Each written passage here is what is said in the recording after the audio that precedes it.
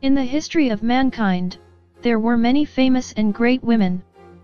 Everywhere their names sounded.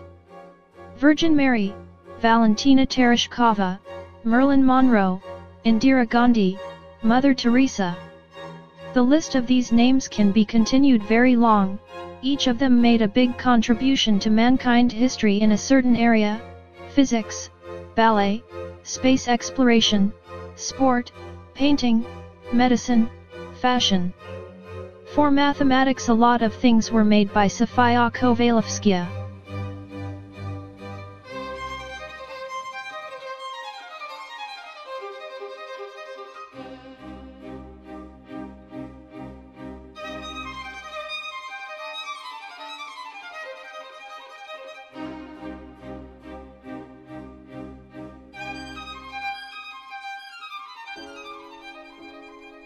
Sofia Kovalevskaya was the first major Russian female mathematician, responsible for important original contributions to analysis, differential equations, and mechanics, and the first woman appointed to a full professorship in Northern Europe.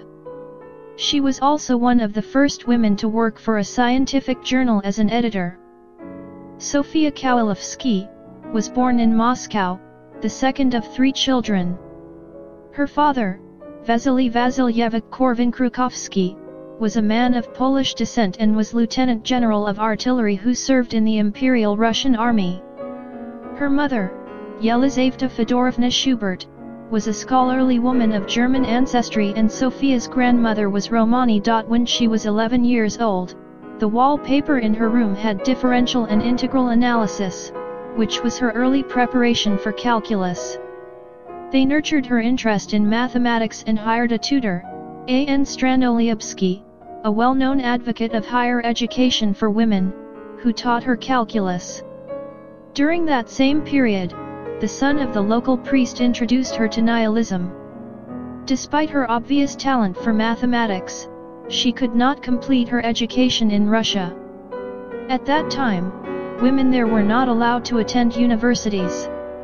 In order to study abroad, she needed written permission from her father, or husband. Accordingly, she contracted a fictitious marriage with Vladimir Kovalevskij, then a young paleontology student who would later become famous for his collaboration with Charles Darwin. They emigrated from Russia in 1867.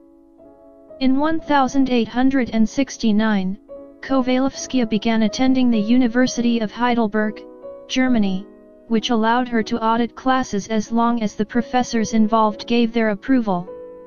Shortly after beginning her studies there, she visited London with Vladimir, who spent time with his colleagues Thomas Huxley and Charles Darwin, while she was invited to attend George Eliot's Sunday salons. There, at age 19, she met Herbert Spencer and was led into a debate, at Eliot's instigation, on woman's capacity for abstract thought. This was well before she made her notable contribution of the Kovalevskaya top to the brief list of known examples of integrable rigid body motion. See following section. George Eliot was writing Middlemarch at the time, in which one finds the remarkable sentence, "In short, woman was a problem which, since Mr. Brooke's mind felt blank before it, could hardly be less complicated than the revolutions of an irregular solid." Kovalevskaya participated in social movements and shared ideas of utopian socialism. In 1871 she traveled to Paris together with her husband in order to attend to the injured from the Paris Commune. Kovalevskaya helped save Victor Jacquard, who was the husband of her sister Anne Jacquard. After 2 years of mathematical studies at Heidelberg under such teachers as Hermann von Helmholtz, Gustav Kirchhoff, and Robert Bunsen, she moved to Berlin, where she had to take private lessons from Karl Weierstrass, as the university would not even allow her to audit classes. In 1874 she presented 3 papers on partial differential equations, on the dynamics of Saturn's rings and on elliptic integrals to the University of Göttingen as her doctoral dissertation. With the support of Weierstrass, this earned her a doctorate in mathematics summa cum laude.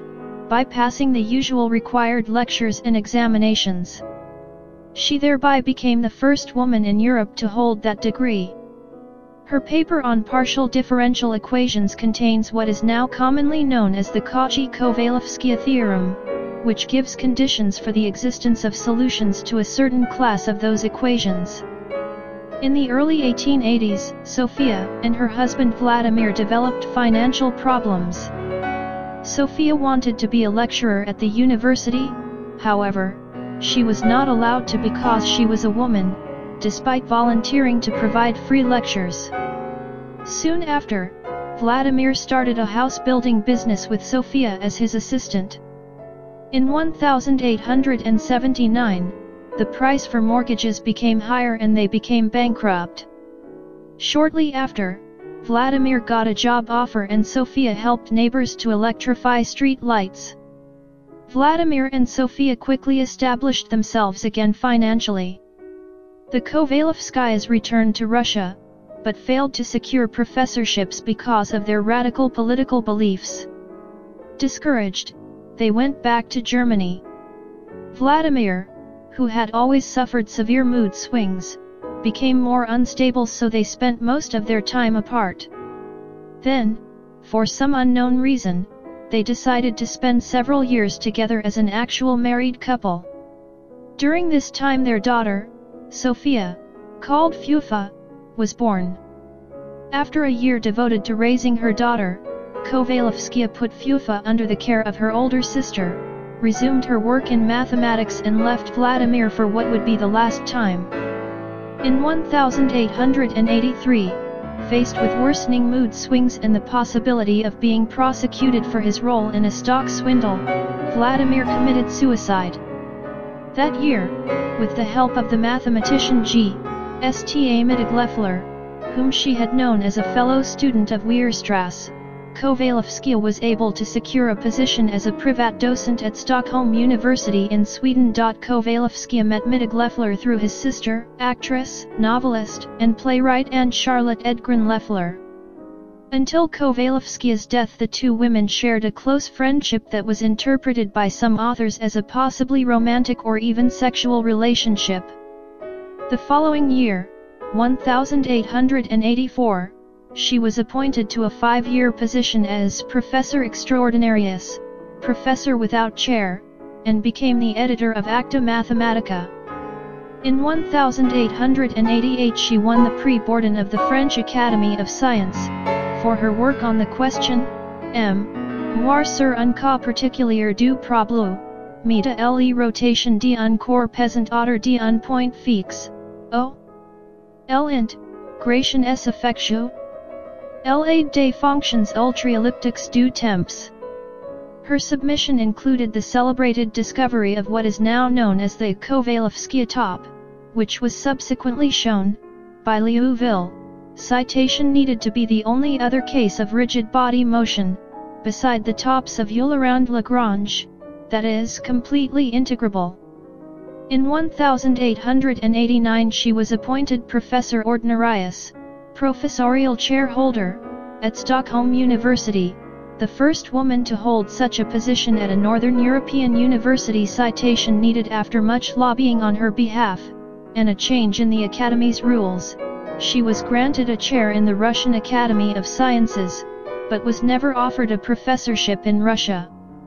Kovalevskaya wrote several non-mathematical works as well, including a memoir, A Russian Childhood, plays, in collaboration with Duchess Anne-Charlotte Edgren-Leffler, and a partly autobiographical novel, Nihilist Girl, 1890. She died of influenza in 1891 at age 41, after returning from a pleasure trip to Genoa. She is buried in Solna, Sweden, at Norra begravningsplatsen.